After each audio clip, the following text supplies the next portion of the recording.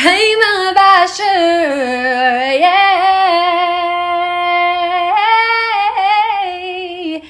Uy, grabe naman yan.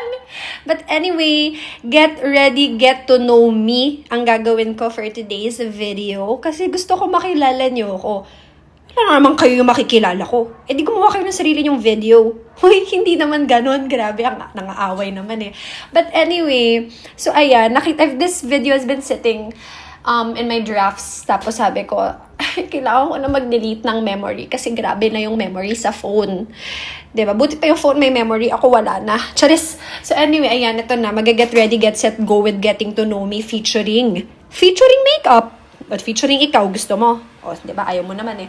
Anyway, you probably recognize me or know me from Recreate Unfiltered. So, sa mga nanonood ng Recreate dyan, pandemic days, or mga nanonood pa rin ng pandemic, ng Recreate dyan, you know what it is, who it is, hururus, kururus.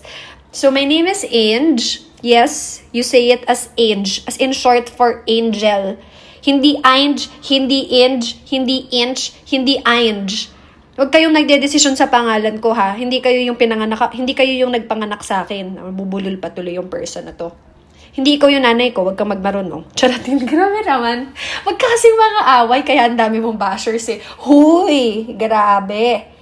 Ano namang ginawa ko, nananahimik na nga, oh. Hindi ka nananahimik. Oh, ba't nag-aaway? Anyway, ayan. So, I am really into creating content recently. Actually, I started early this year. Kasi, wala lang gusto ko, halangang gusto mo. Huy, kasabi tama na, di ba? Behave. Behave. Hoy, grabe, hindi ikaw yon.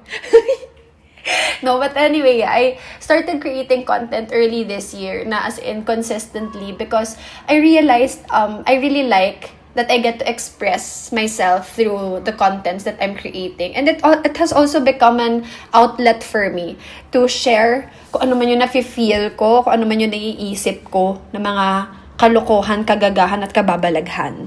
So, natutuwa ako na I get to share a part of me kasi it's also my way of, siguro it's been a while na I'm also battling something. Ano yung binabattle? Demons. O, diba? Demon slayer ka. Uy, hindi, grabe ka naman. No, but seriously. It's also my way of, battling and combating my own insecurities by creating videos and contents na it pushes me out of my comfort zone kasi. Kaya, here I am, there you are, here we are everywhere. Ano ba? Pero anyway, ayun, ganon. So, I think kailangan ko ng part 2 kasi di ko alam talaga eh. Ang hirap palang gumawa ng get ready, get set to know me. Para bang hindi ko kilala yung self ko. Para bang sino ba ako? Ano ba ako? Sino ba talaga ako? So, maybe gagawa na lang ako ng part 2 nito kasi ang gulo-gulo eh. Diba? Bye, bashers! Mwah!